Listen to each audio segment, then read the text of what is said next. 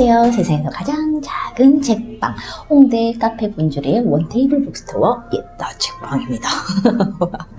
네, 어제 얘가 월요일이었어요. 월요일 아침 11시마다 다락방에 미친 언니들과 함께 여성시를 읽는 모임을 진행을 하고 있다고 시 이야기할 때마다 아마 제가 이야기를 했던 것 같은데요. 어제도 변함없이 여성시를 읽는 모임을 진행을 했고요. 뭐랄까요, 올해가요. 이번에는 작년에 읽어보자 하다가 계속 다른 멋진 언니들을 만나느라고 계속 뒤로 밀렸던 짜잔 이재니 언니의 신작 시집, 세 번째 시집인데요. 올해 1월 1일자로 나왔어요. 그리하여 흘려 쓴 것들이라는 시를 같이 읽어보는 그런 시간을 가졌어요. 작년에 계속 왜냐하면 우리는 우리를 모르고 이렇게 봐도 기억이 안 나. 그 시집이 계속 이제 시집 중에서도 그렇고 베스트에 올라가 있었던 시인 중에 한 명이어서 누구지? 어떤 사람인지 시를 읽기 시작한 게 이제 작년 저는 3월부터 이제 읽기 시작했고, 특히나 이제 여성 시를 읽게 된 거는 그 정도여서 어떤 시인이 좋은지, 어떤 게 나한테 맞는지, 내가 좋아할 수 있는 시인지 사실은 그것들을 구별해내는 능력이 그다지 저한테 있다고 생각하지 않았는데, 요즘 만나는 그 1년 동안 이제 새로운, 저한테는 굉장히 새로운 언니들의 작품들을 만나보면서 굉장히 다양하구나. 뭐 여성 시집은 뭐 굉장히 뭐 자기 얘기만 해, 뭐 너무 질척거려, 막 이런 이야기들, 뭐 기존에 어떤 통념, 편견, 뭐 이런 것들을 완전히 깨주는 그런 언니들이 제가 제일 좋아하는 시인은 장수진 시인이었는데, 막 그런 시인들도 만나고 그래서 굉장히 소중한 시인들인 것 같아요. 그래서 베스트는 나름의 사람들이 널리 읽게 되는 데는 그것이 뭐 좋고 가치 있고 뭐 이런 것들 다 떠나서 어쨌든 그만한 뭔가 이유가 있지 않나라는 생각들을 하게 되는데, 이 시집도 역시나 배반하지 않았던 것 같아요. 사실 이재니라는 이름을 딱 보는 순간 굉장히 젊은 여성 시인이 아닐까라고 생각을 했어요. 보는데 시인 이재니는 1972년 부산에서 태어났다. 72년 나보다 위다 라는 그런 생각하면서 이제 이름에서 느껴지는 그런 어떤 젊은 느낌 이런 것들은 아니어서 좀 놀랐어요. 그리고 이 시집이 세 번째 시집이라고 했는데 2008년 경향신문 신춘문예에 페루가 당선되어서 등단을 했다고 하고요. 시집 아마도 아프리카, 이건 창비에서 나왔었고, 왜냐하면 우리는 우리를 모르고가 있다. 이건 작년에 거의 계속 내내 베스트에 올라가 있었던 시집이었던 것 같아요. 이 시집을 다 읽고 나서 다음에는 왜냐하면 우리는 우리를 모르고, 그리고 아마도 아프리카까지 쫙쫙 읽어보고 싶은 시인 중에 하나예요. 제21회 편은문학상 우수상 제2회 김현 문학패를, 이 책을 읽으면서는 정말 이재니 작가 시인은 뮤지션들이 굉장히 좋아할 만하겠다 이런 생각이 들었어요. 일단 이 언니는 언어 천재구나. 그러니까 말의 그 소리가 있잖아요.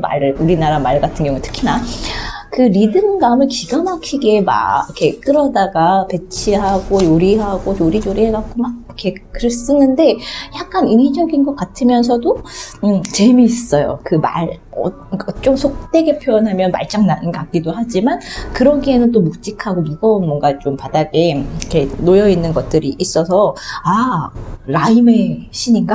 이런 생각도 들고, 이렇게 요즘에는 특히나 이제 힙합하는 친구들이 이제 곡 만들 때라거나 할 때 이런 책을 보면 진짜 시집이나 이런 거에서 많이 영향을 받는다고 하는데, 이재니 시집은 정말 누군가 말이나 이런 것들을 학습할 때, 배울 때, 창조하고 싶을 때 권해줄 수 있는 그런 시겠다라는, 약간 어떤 사람들이 특히나 좋아할까 뭐 이런 생각이 들 때 이 언니는 언어 천재다.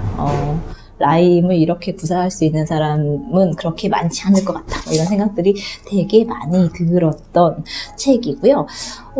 뭐랄까, 저는 이제 뭐 어떤 책이든 간에 어떤 구체적인 서사, 이야기 뭐 이런 것들이 떠오르는 책들을 좀 좋아하는 편인데, 이 책은 그렇지는 않아요. 그러니까 되게 잘 그린 어떤 세밀화, 정물화 뭐 이런 것들을 보고 있는 듯한 느낌들이 쫙 드는데, 이야기가 느껴지지는 않아요. 우리 이렇게 정물 그림 많이 그리잖아요. 사과를 그리기도 하고 꽃병을 그리기도 하고 막 이러는데, 거기에 분명히 어떤 그걸 그릴 때에 이제 아티스트들은 이 의미가 있잖아요. 이때 뭐 빛이 어땠고 뭐 어떤 생각들을 가지고 이것들이 이제 보는 사람들은 관객들은 그것을 얘기해주기 전에는 사실은 거기에 얽혀있는 그런 스토리나 이런 것들을 알기 쉽지 않은데 약간 이재니 씨를 보면서 느꼈던 게 그런 거예요.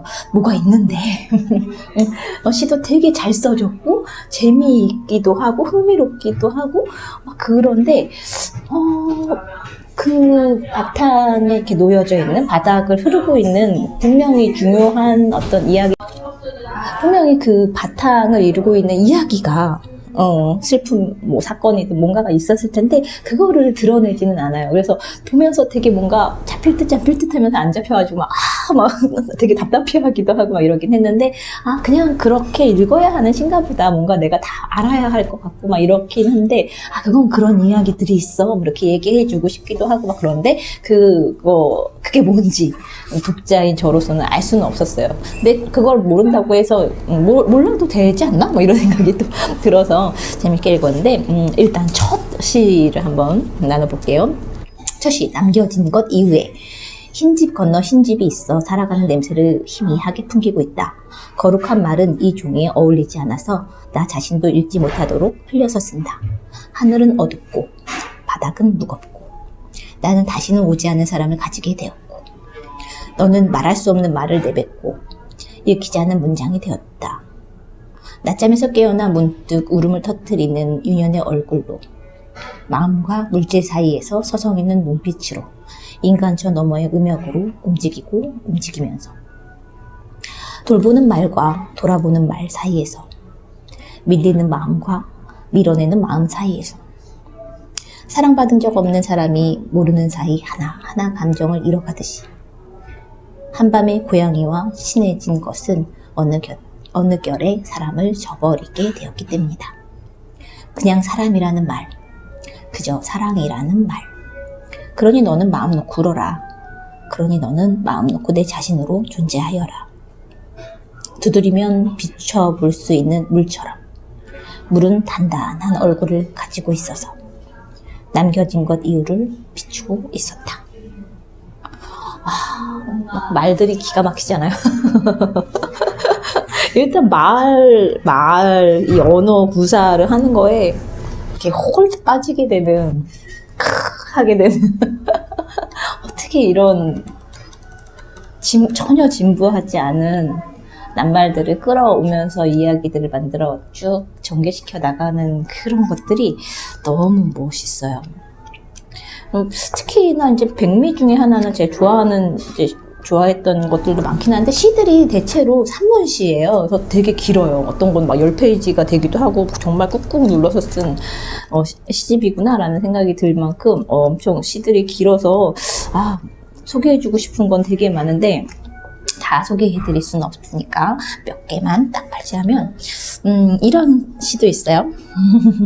이 사람이 탁월할지 아니면 학습을 통해서 이렇게 훈련이나 훈련 통해서 이렇게 만들어진 감각인지는 모르겠지만 어쨌든 그거를 이렇게 엿볼 수 있는 부분이 있는데 시 중에 이제 발화 연습 문장이라는 그 연작이라고 해야 되나? 부제를 달고 있는 그런 시들이 쭉 뒤편에 이제 모여 있는데 발화 연습 문장 모두 울고 있는 것 같았다 라는 시가 있어요. 이거는 그래도 3페이지밖에 안 되죠. 뜰채를 들고 서 있는 사람을 보았다. 쓸쓸해 보였는데 뜰채를 들고 서 있었다. 쓸쓸하게 서서 무엇을 뜨려는 걸까? 쓸쓸한 뜰채, 쓸쓸한 뜰채, 쓸쓸한 뜰채, 쓸쓸한 뜰채. 괄호 최대한 쓸쓸한 뜰채처럼 발음할 것. 시에 이런 게 적혀 있어요. 머리 위에서는 까마귀가 울고 있었다. 울면서 멀어지고 있었다. 어떤 슬픈 일이 있어 울고 있는 걸까? 오래전 일이 생각나 마음이 좀 울적해진 걸까? 멀어지는 까마귀, 멀어지는 까마귀, 가까워지는 까마귀, 가까워지는 까마귀, 최대한 가까워지는 까마귀처럼 발음할 것. 까마귀가 사라진 하늘 저쪽에는 구름이 모여 있었다. 뜰채를 들고 서 있는 사람을 가만히 내려다보고 있었다. 바라보는 구름 모임, 바라보는 구름 모임. 손을 흔들며 바라보는 구름 모임. 사람 하나가 하늘 저쪽 구름 모임을 보고 있었다. 뜰채를 들고 서 있었는데 왠지 좀 쓸쓸해 보였다. 구름 너머 쓸쓸한 뜰채, 구름 너머 쓸쓸한 뜰채. 뜰채 구름은 형이상학적 솜털로 뒤덮여 있었다. 외로운 비행 접시를 타고 하늘로 올라가고 있었다. 흐느끼는 비단유, 흐느끼는 비단유. 비단길도 아닌 비단의 흐름도 아닌 최대한 흐느끼는 비단유처럼 발음할 것. 흐느끼는 것은 내가 아닌데 내가 흐느끼고 있는 것만 같았다. 속으로 모두 조금씩 울고 있는 것 같았다.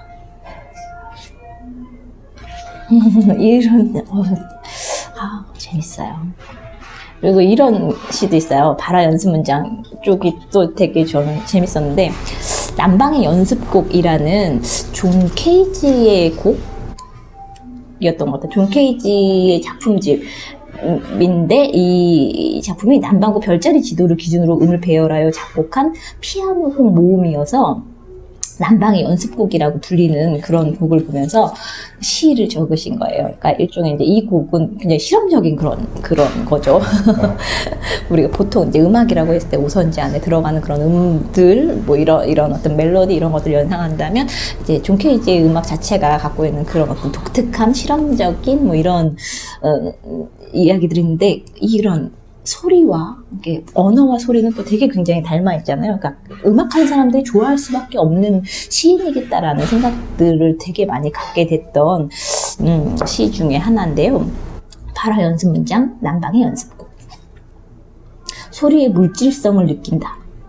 쏟아지는 운석의 행렬, 응결되는 공기의 파열. 결정적인 사건 속에 있는 것처럼, 혹은 다가올 얼굴의 전조라도 되는 것처럼. 밖으로 나가듯, 안으로 들어서는 음들. 흰 건반과 검은 건반 사이에서 문득 시작되고 돌연 끝나는 반복적인 두드림. 더듬어가 따떨어지고 멈췄다 솟아오르는 수직과 수평의 교차. 자판으로 포복해 들어오는 손가락들. 잠식하듯이 잠복해 있는 기억의 수군거림. 일렁임과 울렁임의 몸짓 속에서 확신하기를 주저하듯 확산되기를 거부하는. 이제 막 과거가 되어가는 시간을 고스란히 보여주는 음들 위로 어떤 걸음처럼 참았던 숨을 일순간 참았던 숨을 한 번에 몰아쉬듯이 말과 말의 내뱉음. 오선지를 벗어난 음계들, 올림표를 매단 음들 곁으로 다시 내림표를 매단 음들이 서로가 서로의 말없는 요구가 되어 정중한 목례를 나누며 마중과 배움의 눈짓을 나누고 있었고, 말과 말이 겹쳐지듯이 길과 길이 합쳐지듯이 중첩된 화음의 비밀을 열어보듯 어제의 악보를 펼쳐 열면 한 번도 본 적 없는 별과 별이 서로의 꼬리를 머리 삼아 길을 만들고 있었고, 별자리와 별자리가 나타났다 사라지는 계절의 순서를 우연의 인과로 받아들이듯 흘러나오는 음과 음의 낙차와 간격 그대로 살아남은 말들을 살아남으려는 말들을 어딘가에서 어딘가로 옮겨 놓는다. 그것을 구름이라고 부르는 것은 쉽습니다. 그것을 약속이라고 부르는 것은 쉽습니다. 그것을 죽음이라고 부르는 것은 쉽습니다. 남겨진 것 이후에도 하루하루의 볕은 어김없이 남김없이 어둠 속으로 새어들어왔으므로 사라진 자리만큼 비어있는 공간 속으로 발을 디디면 홀로 아침을 먹는 식탁과 목적 없이 걷는 골목과 기척 없이 뒤척이는 침실이 이어졌고 진창, 소용돌이, 벌집 구조, 되돌아오면 점점 번지는 나선형의 목소리. 그래도 꽃은 핍니다. 핍니다. 핍니다. 당신은 다시 옵니다. 옵니다. 옵니다. 펼칠 수 있는 것은 날개가 아니라 내 자신의 꿈이다. 연습곡이라고 하면 한 뼘의 자유가 느껴졌으므로 뛰어들었다 흰 것으로 검은 것으로 밤 없는 밤을 건너 다시 밤 없는 밤이 오듯이 일요일 건너 다시 일요일이 왔고 저마다 이마 위로 어떤 흰빛을 들이우고 있었으므로 마음으로 정한 낱말의 오랜 구분법에 의해 물은 꿈에 속하는 것이어서 가장자리부터 겹쳐 흐르며 사라지는 방식으로 그들의 가장 안쪽 마음부터 가만히 펼쳐진다. 그 사람은 그 사람이 아닐 수 있었다. 인간적인, 가장 인간적인 기계의 목소리. 이곳에 삶이 있다 말하지 마세요. 삶은 어디에나 있고 어디에도 없으니까요. 그러니까 사람들이 우는 것에는 다 이유가 있습니다. 끝없이 흘러내리는 시간 때문만은 아니죠. 종이 위에서야 숨을 쉬어 볼 수 있습니다. 숨을 쉴 수 있다면 샘을 셀 수도 있다. 샘 솟는 물이 될 수도 있다. 너와 나는 그렇지 않나요? 대답이 있을 때까지 거듭된다. 대답을 잊을 때까지 거듭난다. 그 사람은 보다 더 높은 삶을 살 수도 있었다. 사과나무는 두 팔 벌려 서 있었기에 눈물을 닦아주려고 두 팔 벌려 기다리고 있었으므로 너는 멀리에서부터 미리 울 준비를 하면서 달려가고 있었고 누구의 것도 아닌 불분명한 시점이 필요하고 번갈아 주고받을 수 있는 목소리가 필요하다. 연습곡은 뺨이 없고 연습곡은 귀가 없고 연습곡은 입이 없어. 다만 끝없이 진행하고 진행할 시간만을 필요로 할 뿐인데 사람은 미안함 때문에 부끄러움 때문에 죽을 수도 있습니다. 죽기도 합니다. 같은 곳에서 자꾸만 틀리고 틀린 곳에서부터 다시 나아가는 틀리면서 나아가는 것은 마음만이 아니어서 연습곡의 마디마디를 열고 음표를 낭비하고 종이를 낭비하고 감정을 낭비하고 너는 너를 있는 그대로의 너로 느끼며 보다 더 많이 사랑하고 아낄 수도 있었다. 연습곡이 너를 만든다. 연습곡이 너를 끌어당긴다. 7개의 음계를 대신하여 7개의 계단을 오르내리도록 합시다. 7개의 계단에 하나하나 말들을 내려놓고 가만 발음해 보도록 합시다. 첫 번째 낱말은 멀리서부터 올 준비를 하고 있었으므로 울지 않는 아름다움이 자음과 모음을 대신했고, 두 번째 혹은 세 번째 낱말은 끝없이 흘러내리는 시간을 건너온 뒤였으므로 무엇이든 될 수 있는 가능성이 되어 옛날에 흘렸던 눈물의 자리로 거슬러 올라갔고, 낱말과 낱말은 보이는 동시에 보이지 않는 밖으로 뒤덮이길 원했으므로 너는 보이지 않는 빛을 상상하는 누군가를 상상하듯 언젠가의 너를 다시 바라보기 시작했고, 허공이거나 허방이거나 짚을 수 없이 아득한 것은 마찬가지였으나 돌고 돌아 흰 것과 검은 것을 닿고 닿은 것은 손가락의 의미가 아니라 무언가 가리키려는 손가락의 의지였으므로 하얀 주머니와 하얀 주머니 중에서 하나를 선택한다. 하얀 주머니를 선택하면 남겨진 하얀 주머니를 분명하게 상상할 수 있습니다. 각각의 주머니에 몇 개의 빛나는 구슬을 채워 넣을 수도 있습니다. 연수곡은 끝을 향해 나아가고 있었으므로, 끝이 난 후에도 끝이 나고 있었으므로, 곁에 누구도 없는 사람은 자기 자신과 대화하시오. 어제와 후회와 흩어진 손과 맴도는 사이의 높낮이를 더는 구분하지 않기로 했으므로 너는 새로운 종이 한 장을 꺼내 반으로 접는다. 이것은 두 개의 면으로 다시 쓰는 마음의 음보이다. 굴절된 시간을 통과한 빛과 어둠에 관한 것이다. 잃어버리고 잊어버리고 더럽혀지고 덧입혀졌는데도 흔들리면서 다시 일어서고 있는 이면의 마음에 관한 것이다.